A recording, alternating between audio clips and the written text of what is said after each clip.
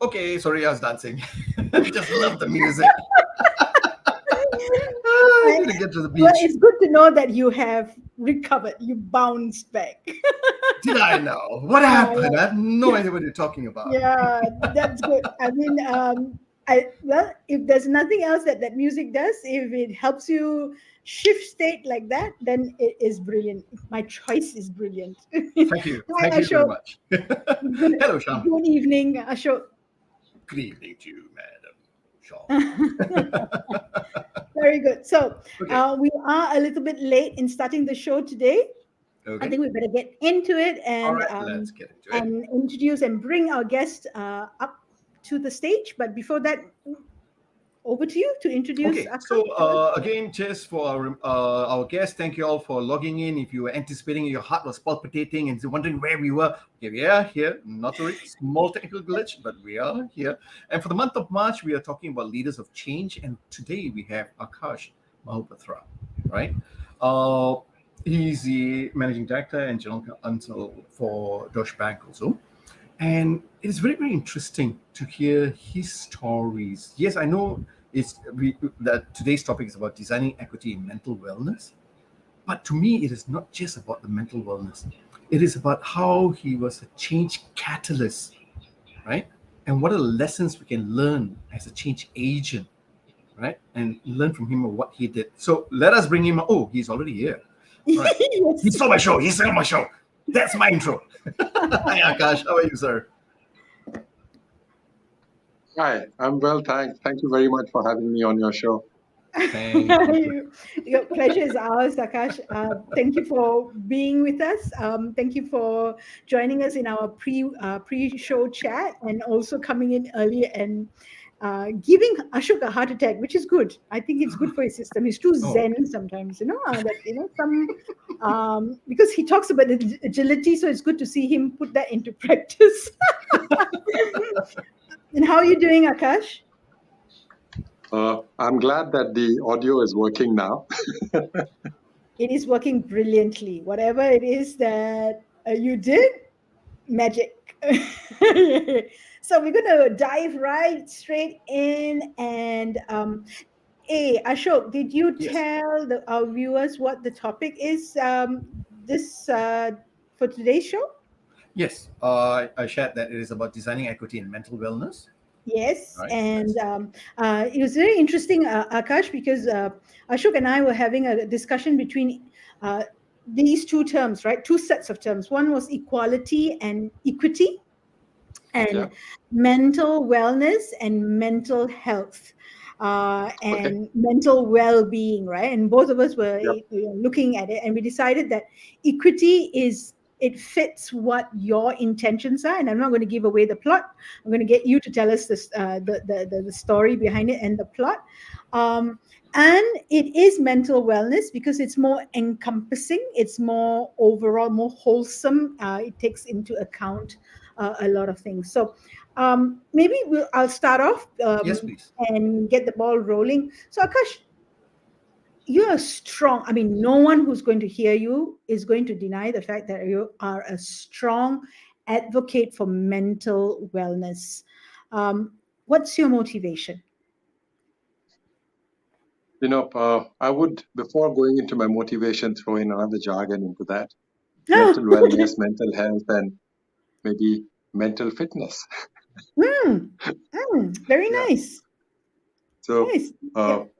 talking about motivation, right? I kind of feel that the amount of stress and anxiety that's happening in our lives these days, particularly showcased a lot during COVID, it brought it to the fore, is way disproportionate to what it should be.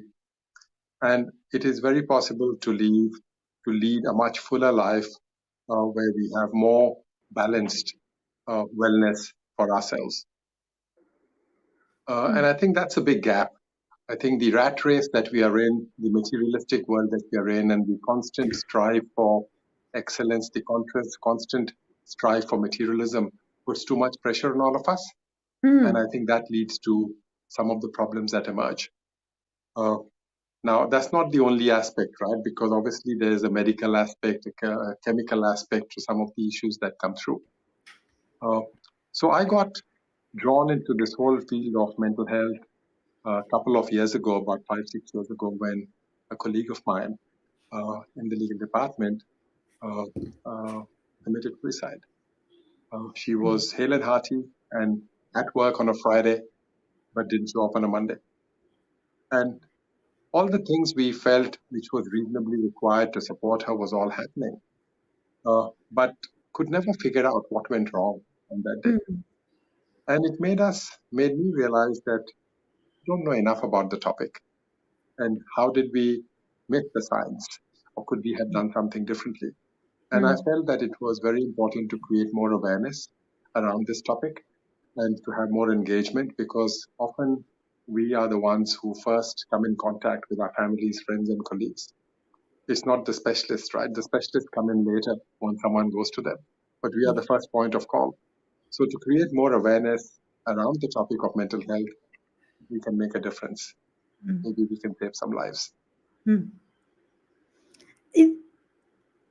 You shared with us that story, right? And we had a few. We digged into it a little bit more. I want to keep to that story, and I want to go back to what you said just before you started sharing. You said mental fitness, right? Yep. So is thinking about it differently? Is it coming from a space of mental fitness, or is it coming from a space of prevention, right? So yes, fitness is in a way prevention, yeah. But there's also where maybe fitness is not an option anymore. So it's prevention, or is it education? What's the focus when you said you're motivated, you want to do something different? What's your focus? Where is that focus coming from, or what's that focus driving towards? Yeah. So I think there are two aspects to it, right? So one aspect is a more holistic lifestyle, the prevention side of it, where mental fitness, mental health, mental wellness, and mental fitness comes in, where we try and look at the root cause, which is causing anxiety, stress, and try and have a more balanced life, which keeps us in a more fit state. The other aspect is when someone is going through a mental health issue and the need for very specialized support. And that's like when you have high fever, you need a certain intervention. So when you're going through a mental health issue, you need to get that intervention. And so I'm going to ask a little bit of a personal question. So when you said balanced life, right? I'm going back to the answers that you gave and what you shared with us. Has that journey that you've gone through, starting with that colleague and saying, is there something different, and obviously getting yourself involved in the whole area of mental wellness and fitness, and you said balanced lifestyle, what has shifted for you in terms of creating a more balanced life for you, for Akash? Has anything shifted, and what has shifted for you significantly such that it has given you clear benefits, or you see the before and after so clearly?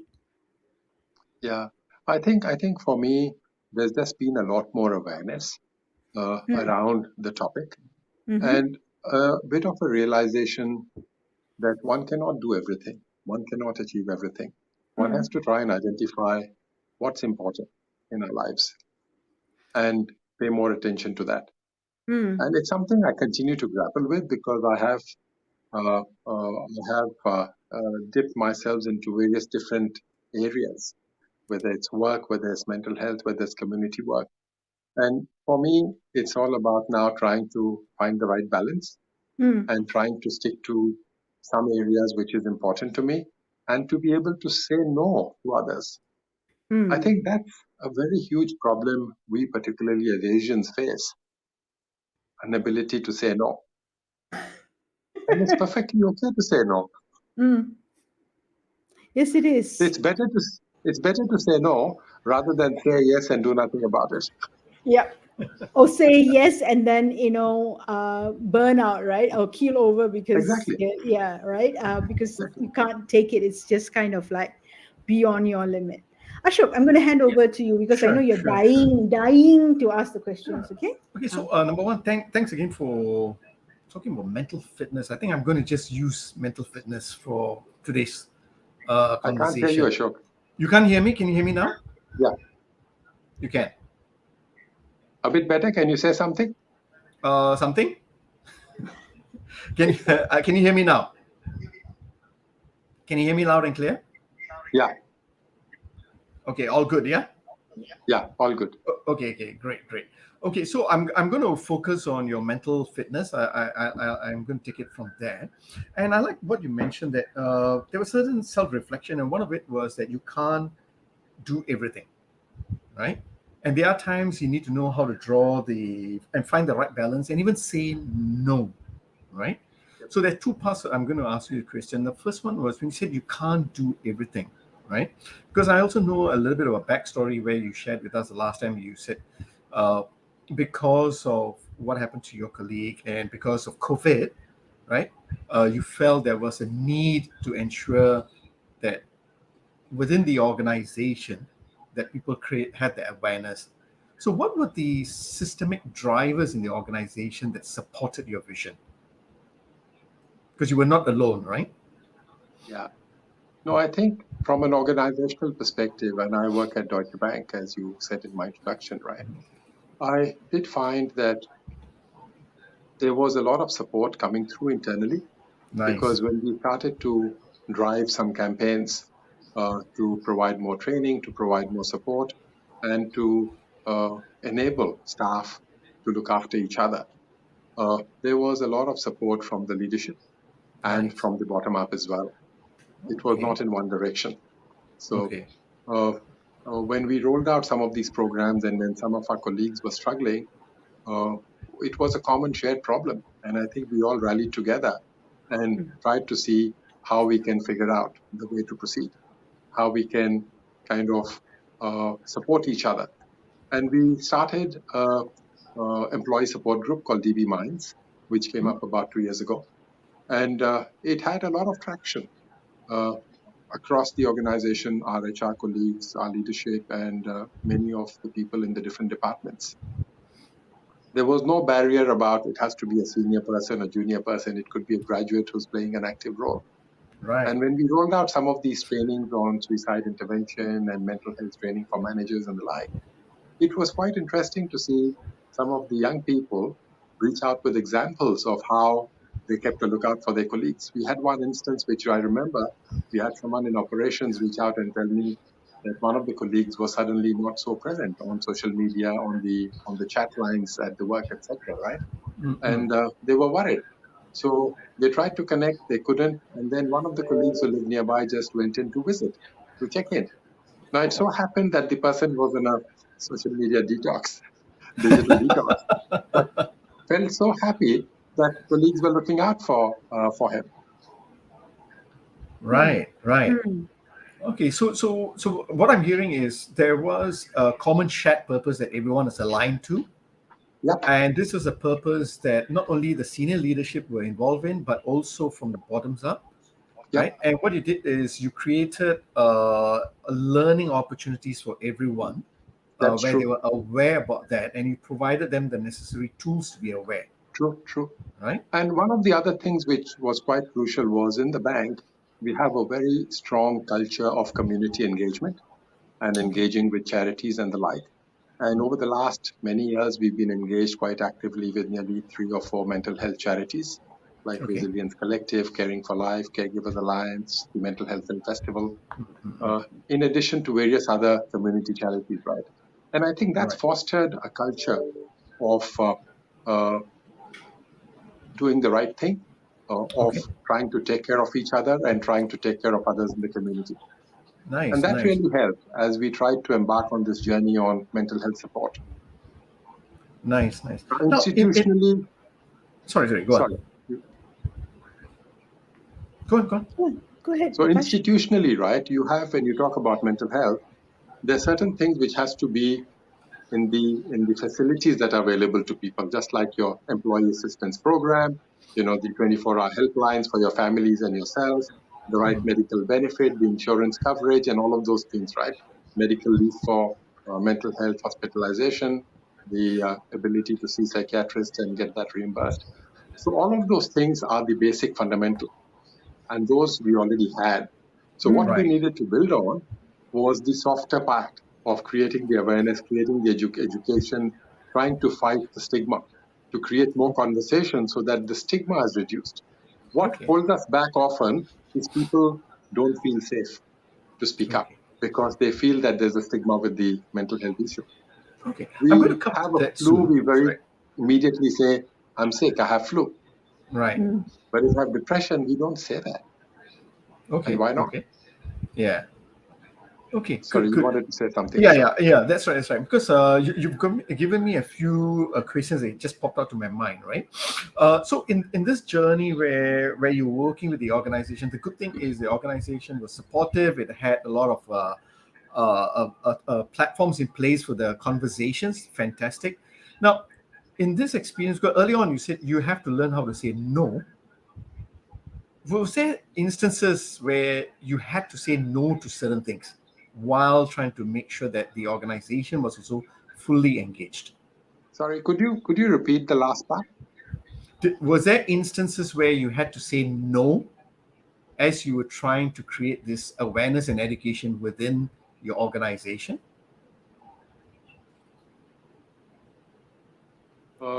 When you say to say no in terms of the approach to things, the policies, or what are you talking about? Whichever that you some, because you knew where you wanted to go to. There was a shared purpose, there was an end in mind, right? But earlier on, remember you said sometimes you got to learn how to say no, right? So were Yeah. there instances where you had to say no, this is not, and then of course an explanation Yeah. behind that? No, I Were think there I think instances? some of the examples of that, right, particularly during COVID, was uh, you had people starting to work from home. The barrier Right, between work and life, the work life and your personal life blurred completely. And we right, really had to remind people that you need to shut off at a certain time. You can't yes, continue working into the night and eating to your dinner. And right, the choice of switching it off at some point and going out for a walk and having a transition was very important.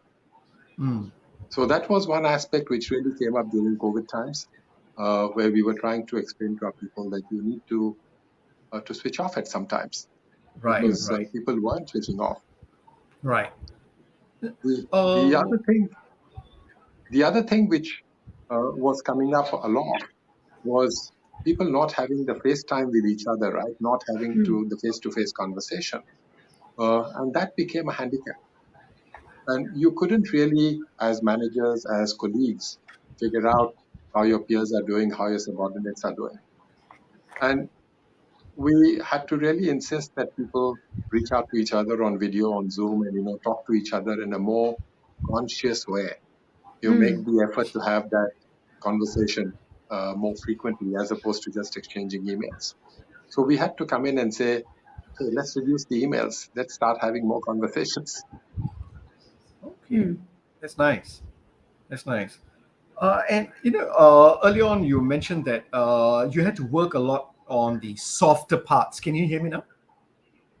There's a lot of echo, but I can make out what you're saying. Earlier on, you mentioned that you needed to work on the softer part, the education part of things, right? Yeah. Apart from this, what else were the success factor that enable the organization to be looking after the employees?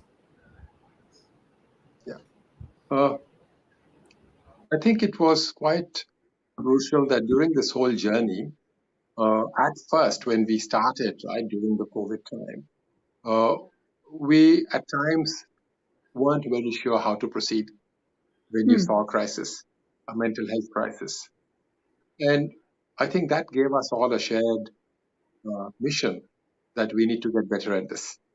And we need to have much clearer frameworks, KOPs, and procedures of how you deal with certain situations. And I think it wasn't too long before we got our act together, despite working in remote environments.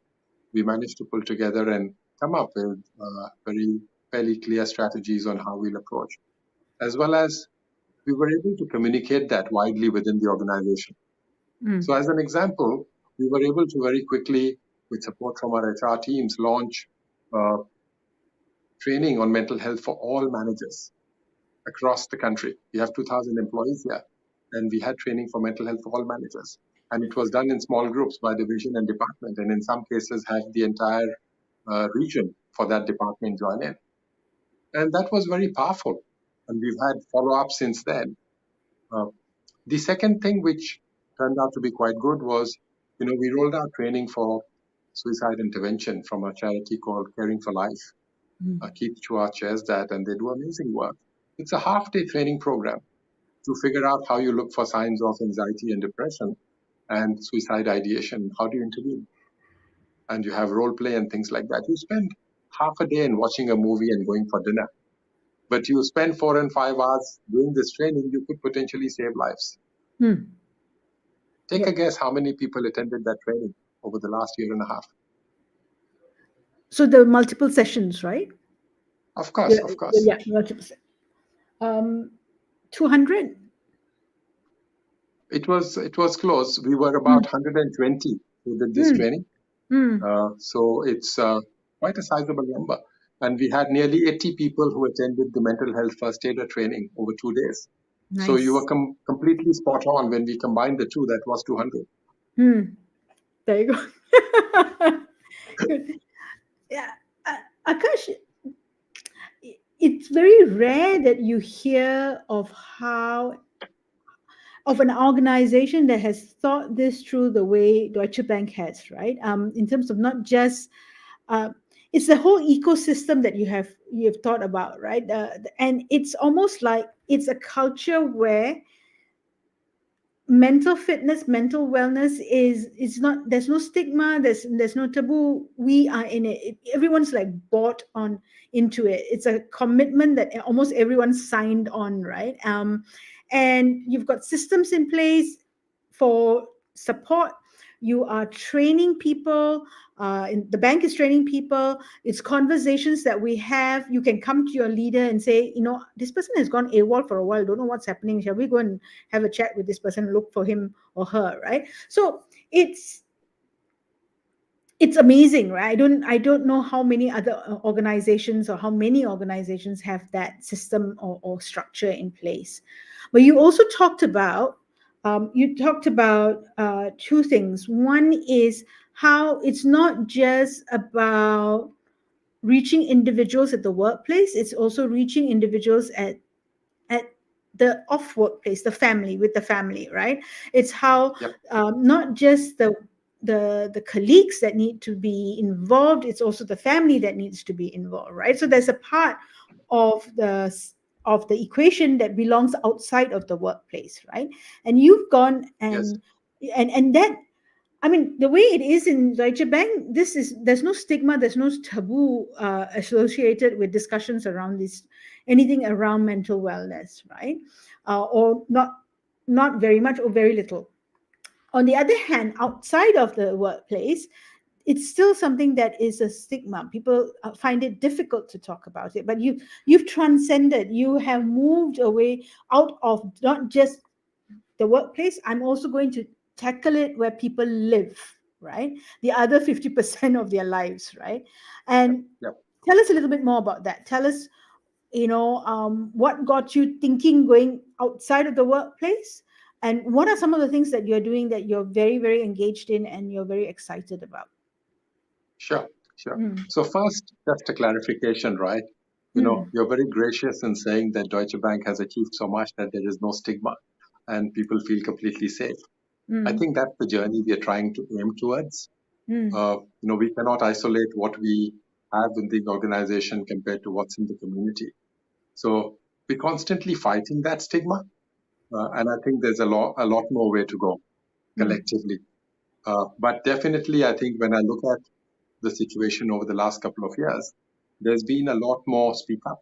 There's been a lot more people coming up to share what they're going through and trying to get support. And that's also reflected in some of the surveys we conduct around how people feel.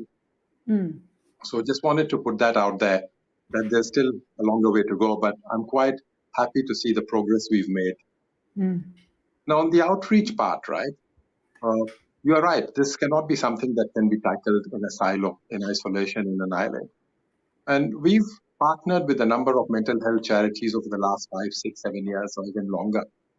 Starting with Caregivers Alliance, mm, where we've run C2C training, which is for caregivers of someone with mental health.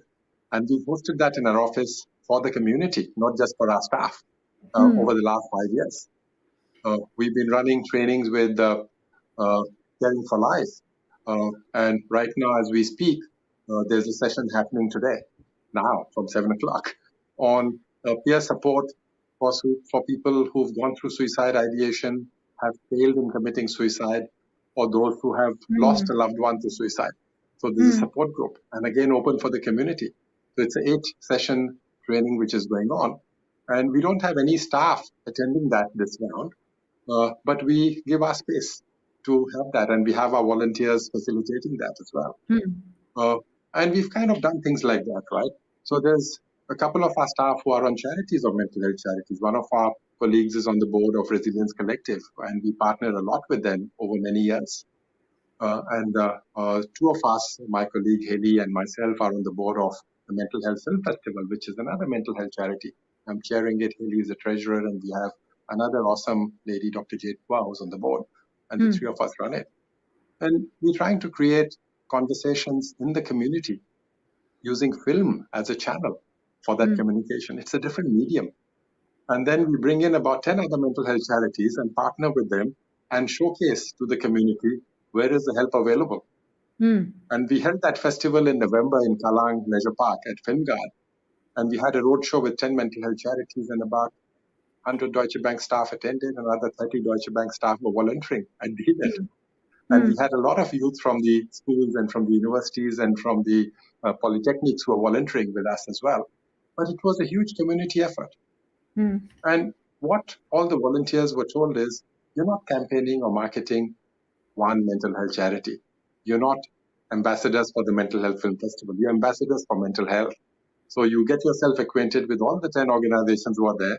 And depending on the person in the community is coming in, get a sense of what they need and introduce them to the right organization so they know where the help is. So people attended the films, people attended panel conversations, opened up their minds to the topic of mental health, whichever the film on that day was, and can go and find where's the help available for their loved ones and for themselves. So you that's created very powerful. Yes, you created equity, right? Because Yeah, what you're saying is different people need different support or different kinds of support, absolutely. right? And what you need to know is you need to talk to that person, figure out what it is, and point them in that right direction. Which is, I was just going to ask you why 10 charities. It's like that's a load full, but you just answered it. But what you're with the objective of 10 charities is that each charity looks at it differently and it tackles different Yes, issues or different aspects of the issue, and yes, so you're given voice to and equity to different needs, right? I'll Sorry. give you one example from Sure. the festival, right? Mm, We had a father who was looking quite troubled, and he mm, was hovering around where the event was going on. And I spoke to him and I said, "Can I introduce you to what's happening here?" He was very hesitant at first, but then came in.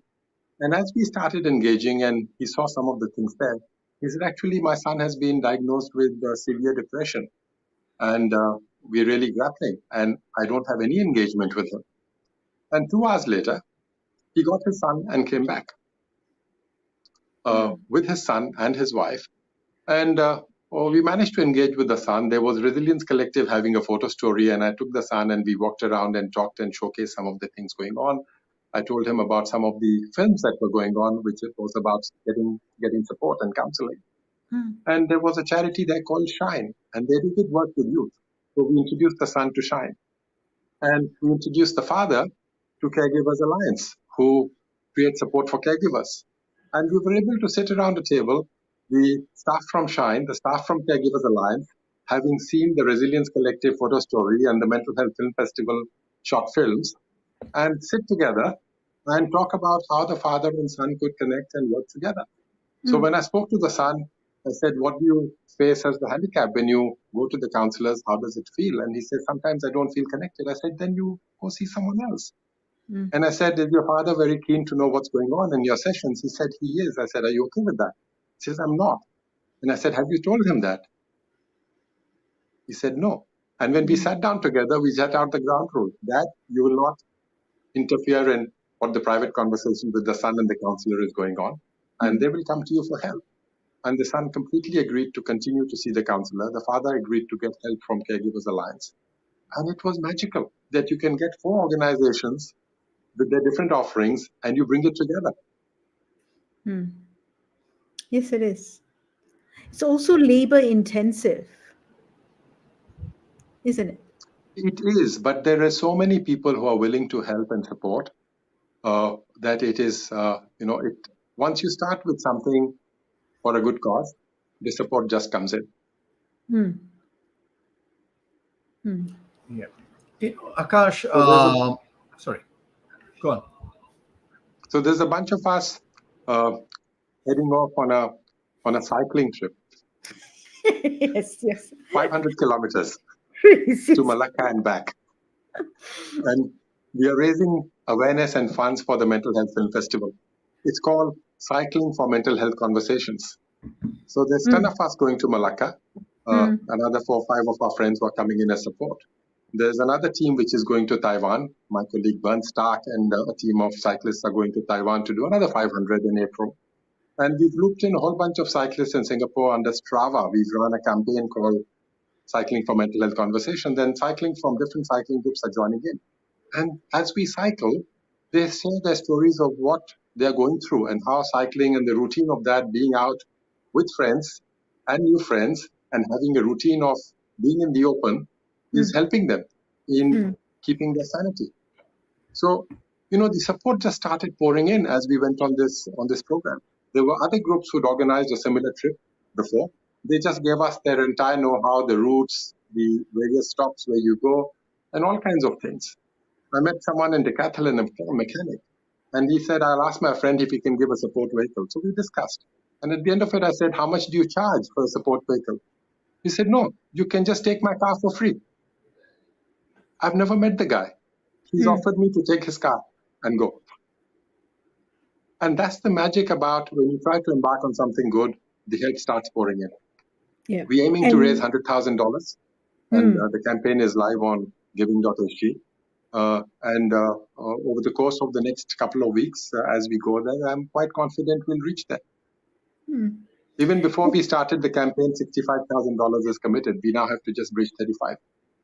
Which is, I think, not going to be. It'll be a no-brainer to breach that. I think to reach it and breach it. I think. We'll send you the link as well. Good. Sure, thank you. Thank you.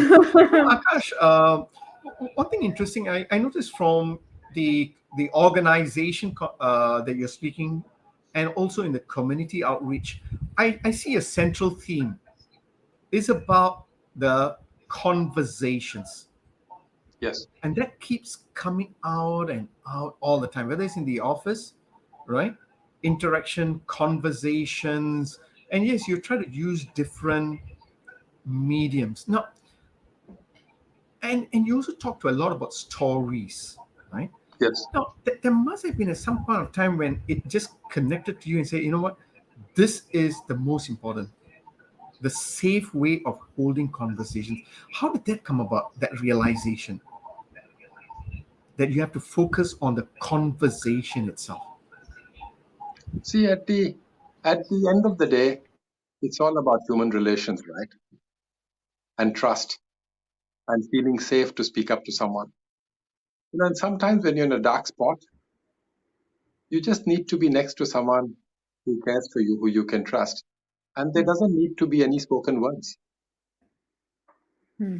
Just being there in silence is also support. Okay. Now, earlier on, you mentioned that this is a bit of a, there's still a bit of a stigma within the organization and all that, right?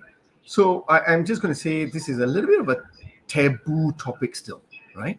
Yes. So how are you trying to make it more acceptable and comfortable to discuss? Because it's not only about workplace, it's about the family, right?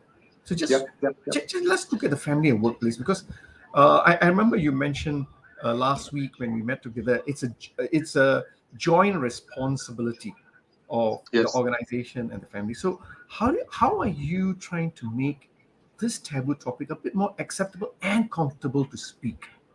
Yeah. When we started the journey, right? Uh, at first, it was about, do we underplay the word suicide? Do we underplay the word mental health? Do we talk about let's have a wellness fair? That was the kind of approach which often gets taken, right? But then we realized soon, talking to some of our friends and colleagues who were struggling, who were suicidal, who were going through different mental health conditions, they the feedback was, don't trivialize it. Hmm. And uh, when we started, I thought it was quite important to keep that feedback in mind of how people who are struggling feel about it, right? It cannot be brushed under the carpet. It's a serious topic and it has to be dealt with seriously, right? Now, one way to start breaking the stigma was when we started organizing training, we gave it a slant of how can you help others? How can you be a community carer? How can you look for signs in others? And that by itself starts taking the stigma down because people signing up are coming to a program to support others. It's not about themselves. Hmm. And that reduces the stigma because it's not admitting that I'm struggling. But in the course of attending those sessions and trainings, you learn how to take care of yourself and you figure out where to get help. Yep. So that was one strategy at the start, and we're continuing that a fair bit. When you organize things which is come for support, the take up is still a bit lower. Hmm. Now, very often I'm finding examples where colleagues speak up, they speak to their managers, and the managers refer them to some of us who are mental health first aiders and say, can you have a conversation? And to me, that's a huge win because they feel comfortable to talk to their manager. Hmm. And in some cases, they're not comfortable and they will come and speak to the mental health first aiders in private. And that's okay as well. I think it's a journey to create an environment where people feel safe. Hmm. To do that.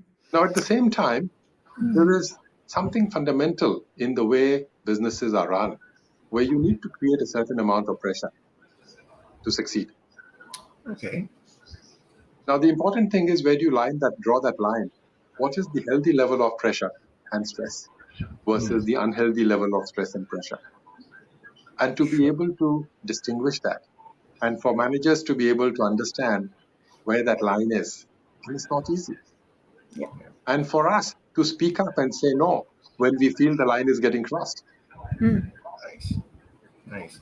No, thanks for sharing that, because that shows us that there was a deliberate intent in the way the training was designed, because you Yeah. understood where the issues were, why people hold back those conversations, and you use the right words and the design of the program to make them feel comfortable. So that's a very good example of this.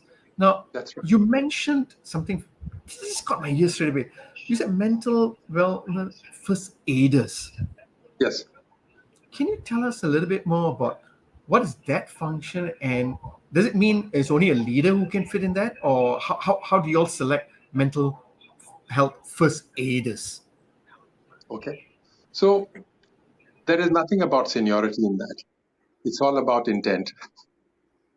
So if you want to be supportive, you could be a fresh new staff who's straight out of university and is 23 years old. That's okay. You could be a senior managing director, is also okay. But there has to be the intent to care for people around you. So it's a pretty powerful program, MFHA, which is a global organization. They have branches in various countries. So in Singapore, there's a variation of that, which is provided by the Singapore Emergency Response Association. So it's not MFHA, but it's a slight variation of that. It's something similar. So there are a few organizations who've tried to do training of that nature, but it's quite detailed and thorough over 2 days. But it equips people to understand the jargon better, to understand the nuances, to understand the differences between the different mental health conditions. You and I can very easily say, what's the difference between a typhoid and a flu? As a layman, we understand that. But how many of us can fully articulate the differences between someone who's going through bipolar, someone who's going through schizophrenia and acute depression and acute anxiety? And it's an education process, right? And you don't deal the same way with all of them. Yep. That's true. It's true. It's true. And Now, in any Akash, mental health journey, it's never a straight line. Someone who's struggling with any of these conditions, they have 70% of the days are very good and productive and fully performing. And there may be 30% which is not. It's the ability to communicate when you're down and you need to slack off. And for managers to accept that and for staff to be feeling comfortable to say that. Yeah, correct. You just hang on, Ashok. Akash just described flow and stress, right? When he said any business, there must be a sense of pressure to get good results or better results, right? And what you described essentially is, when do we get the best work from people that exerting that just that right amount of pressure, which is like a 4% stretch of your abilities, to get the best results from a person without burning them out or putting them in a bad form, versus pressing the accelerator or pedaling on the accelerator at 5 at gear 5 constantly, right? I think you beautifully put it as like, how do we need to make that distinction, right? When do we lift, all right, pull it off and lift? I was just thinking, right, and this is a little bit of a naughty question. How people say things like, previously our children didn't have ADHD. Now it seems like, in the modern times, everybody has ADHD and things like that, right? What I mean by that, we are now medically able to detect, diagnose certain conditions, right? And it seems people have this misconception that there's so many of it around. So in the same way, in what you are sharing, is that another kind of stigma that's coming up, that because we're talking about it so often, because there are avenues for people to reach out and talk to others and get support, is there another form of stigma coming up where I think they're just playing that card, or I think it's just over the top. People are using it. People are just taking little signs and saying, therefore, I am like that. Do you see something like that happening? And how are we dealing with that? How do we think about that? How do we manage that? Yeah, I think in life, right, there's always two sides to everything. And, You look at any technology that develops, there's a good use and there's a bad use. And I think the same with mental health, right? With creating more awareness and allowing people a safe space to speak up and get support, there will be some element where it gets misused. But from an Asian perspective, I think we are in that stage of evolution where we are still struggling to get people to speak up, right? I feel the misuse is a very small percentage, and we need to have a certain level of tolerance, because if a genuine case gets ridiculed as a misuse, Yes. the other 9 genuine cases will not speak up. So you have to let one non-meritorious case pass through so that the other 9 can speak up. So you have to have a little bit of tolerance level for misuse, but that level has to be obviously small. Yeah. And identifiable. It's hard. And yeah, it is Very hard to right? identify. Yeah. It's very hard to identify. Yeah.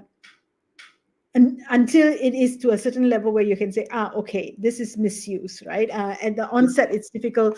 It's difficult, and it's high responsibility for you to be able to say, make that judgment call at that point in time to say, Absolutely.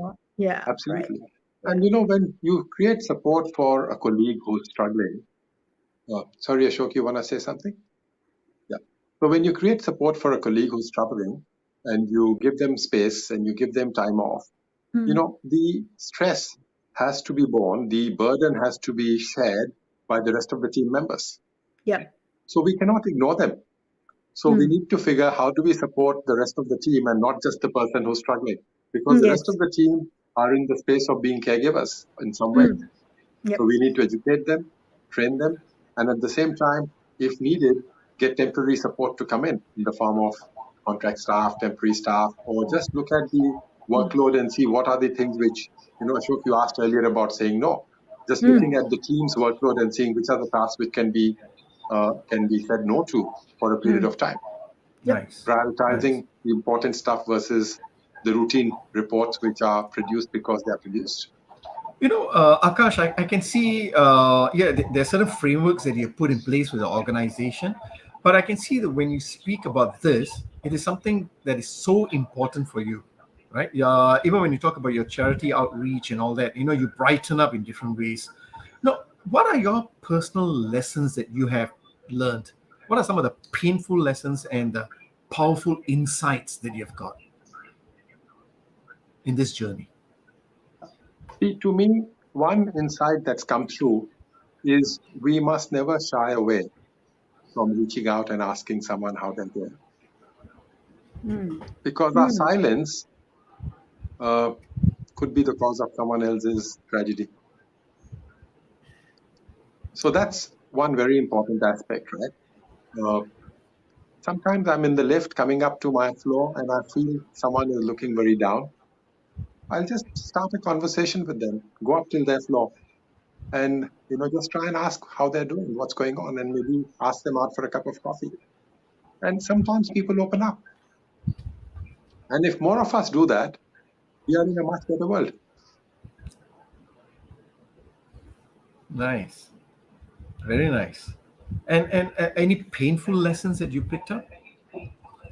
Yeah, the painful part, as I was sharing my colleague's story, right, who we couldn't prevent from committing suicide. And we were doing everything that we thought could be done to support the person.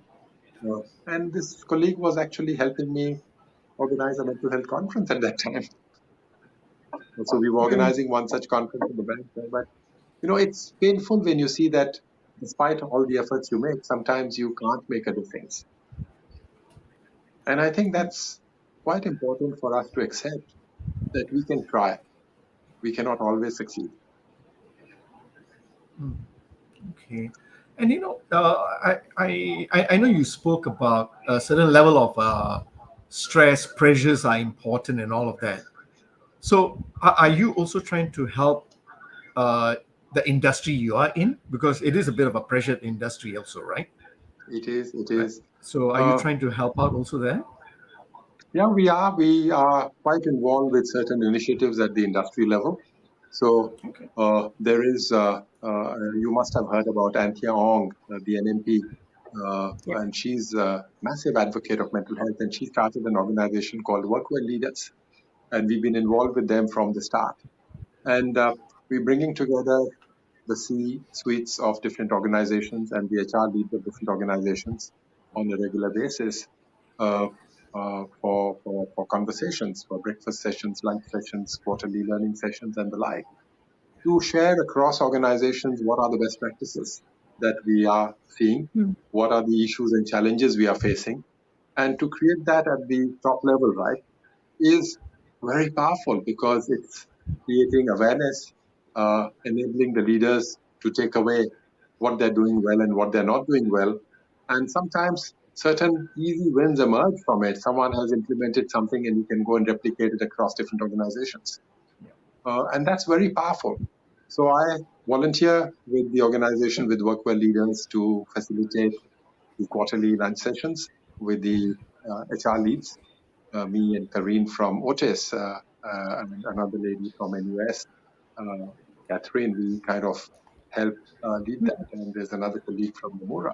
And it's quite powerful that we come across from different organizations and we brainstorm about these. We create the framework, and the charity has very core uh, staff, but it's a lot of volunteers who are leaders in their different organizations who are participating actively to create a better work environment across organizations.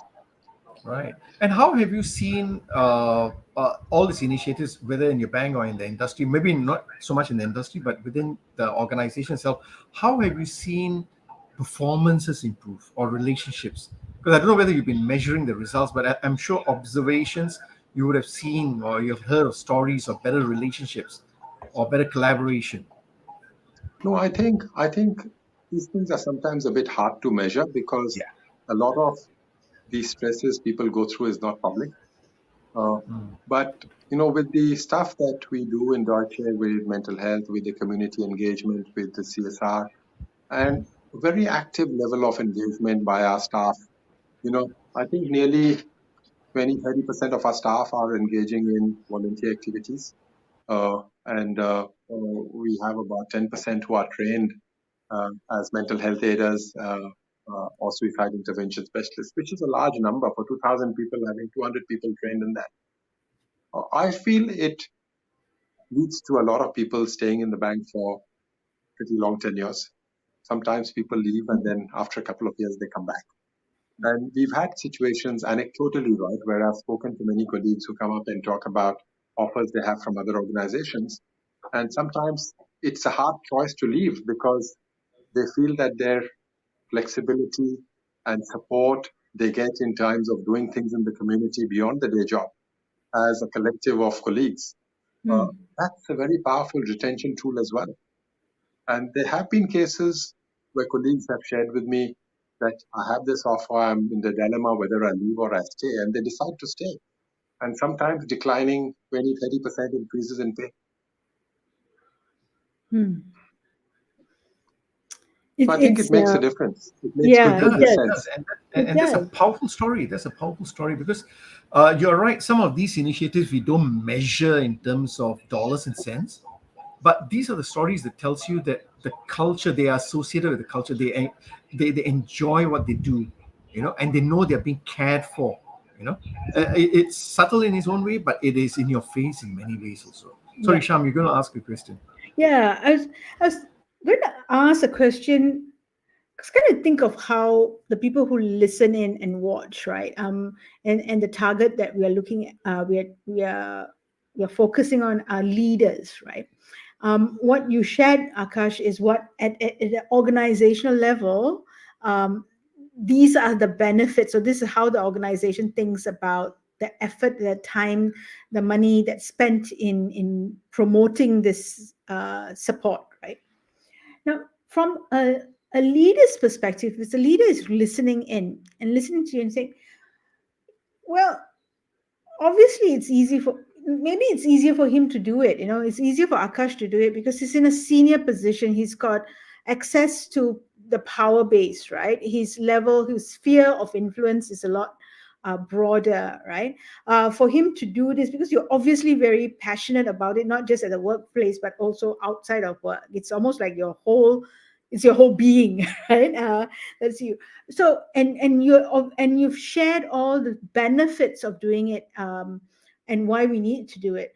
So, as a leader, I have a team, and I'm looking after this team, and we've got all these work stuff to do it, and yet we've got to do you want us to think about it from this perspective. So how do I, as a leader, where am I going with this? How do I, as a leader, know or figure out how to create that balance? How am I going to be doing what I need to do, yet at the same time pay attention to this aspect of fitness or wellness, to fitness to perform in the organization? How do I see my team? How do I think about this? Any suggestions, Akash? Any ideas that you could share with those who are listening in? Sure. I kind of feel that there is no perfect way when we talk about these issues, right? And for leaders, it's the authenticity which is very crucial. Because if we just say the sound bites and don't follow it up with the actual support and action, it becomes meaningless. And as leaders, I think it's also important to be willing to share our own vulnerabilities when we talk to our teams and our colleagues, because that sets the tone from the top, right? That it's okay to say what's not okay. Because if we keep a persona of the best face forward, right, everything is always focused and 100% correct and completely on top of things. The reality is we are all trying for that. We don't get there. We're not ever 100% all the time. Because that's the path, right? It's a curve. And I think for leaders to acknowledge that and to share that in an authentic way sets the culture and the tone in a very positive direction. And you can't expect overnight results. You have to consistently work on this kind of stuff over a period of time to create a more positive framework. Recently my colleague, who's the head of HR for the region in Deutsche Bank, and he took over the leadership last year. And he's created a mantra within the HR department. He said, you may be a payroll person, or you may be a business line HR, or you may be a benefits person. But a common theme across everyone in HR is you are responsible also for the total wellness of people around you. And that's very powerful. And I think if every leader starts thinking that way, it's not just about trying to see how much is my team member delivering on the results. It's also the curiosity to say, how is my team member's life going on? What's happening in his family? What's his personal situation? And you have to draw the line between intrusiveness and, care. Yeah. So you have the questions, you engage to find out what's going on without intruding too much into their personal life. But it cannot be 0 or 100% or 0%, right? There's the balance. Yeah, Right. it's a balance. Right. Thank you very much for that, Akash. I know we're coming to the end, but I also want to share with us the link for your cycling trip. But tell us also, just as we close, right, about the next film festival that's coming up. Your showcase of films that are coming up, just so the audience will know and we know where to go to. Thank you very much that'll be your closing for us also. Thank you very much. So we've just launched at the Mental Health Film Festival a youth competition, and this year the themes are resilience and recovery, which is so crucial in this environment. Suicide intervention, because our suicide rates are at an all-time high. Youth suicides were 112 in 2021, a 20-year record high, which is really sad. And the other theme is mental health in the workplace, because people have kind of, over the COVID period, realized that there are different struggles that exist. And we've got another theme, which is more on creative insights to cover things like the importance of the family support, the impact of social media and other kind of things which people may be wanting to talk about. We're asking people to make a short 10-minute film, and you have to be living in Singapore, resident here, or a Singaporean PR who's overseas, but less than 35 years old. And we have quite attractive prizes, $10,000, $15,000 of sponsored prizes. And you don't need to have a background in filmmaking. You can come and join. There's about 8 free mental health workshops conducted with support from a number of our charity partners. And they're free of cost, and it's open to everyone. You don't have to be making the film to join the mental health workshop.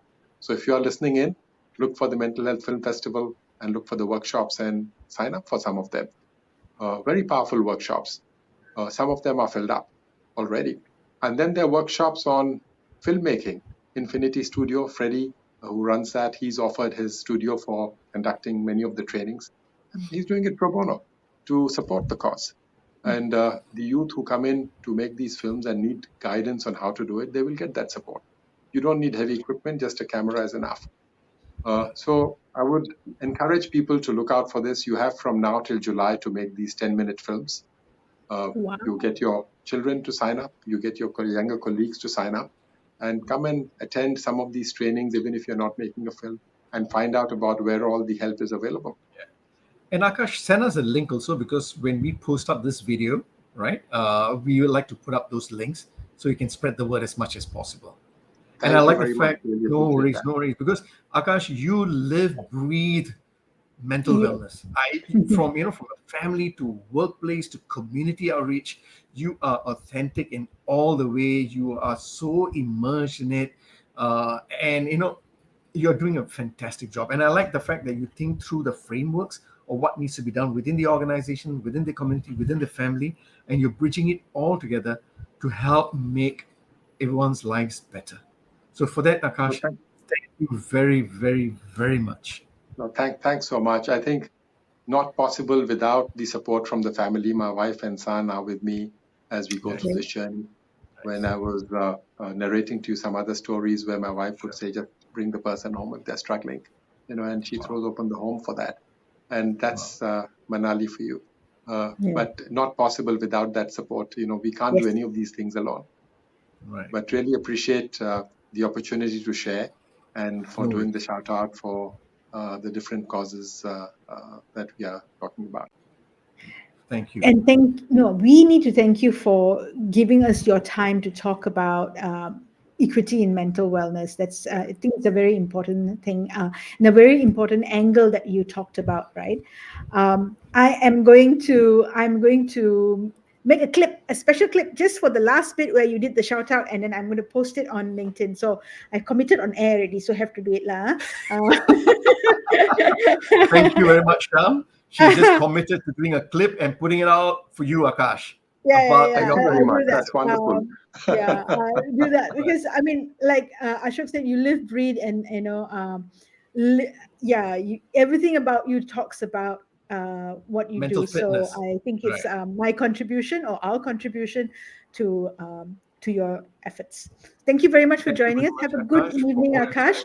I'm going to put you back down. Thank you so much. And just a message to our viewers: go and do what you can. Talk to the person next to you in the train or in the bus as you go out, and talk to your colleagues.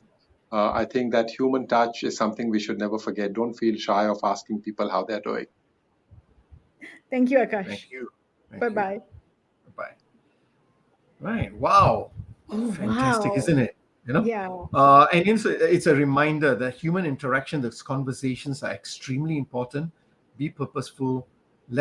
Support each other, support each other in that sense. And it's a very powerful, and whatever he shared, yes, there's a lot of change management techniques he shared, but his driving purpose is to really make an impact, a positive impact. Yeah. Yeah, Shah. Anything before we close? We are 4 minutes past. Because he's signaling, so I'm just going to message that. I'm just going to leave it like this because it's just so good. Thank you very much, everyone, for joining us. Like I said, I have made a promise to put that little clip out there, so I will do that. See you next week, same time, same place. Just watch out for the event link, and we have a new guest to have a chat with next week. Okay. Right, thank you. Thanks, Ashok. Bye, Shah. Bye.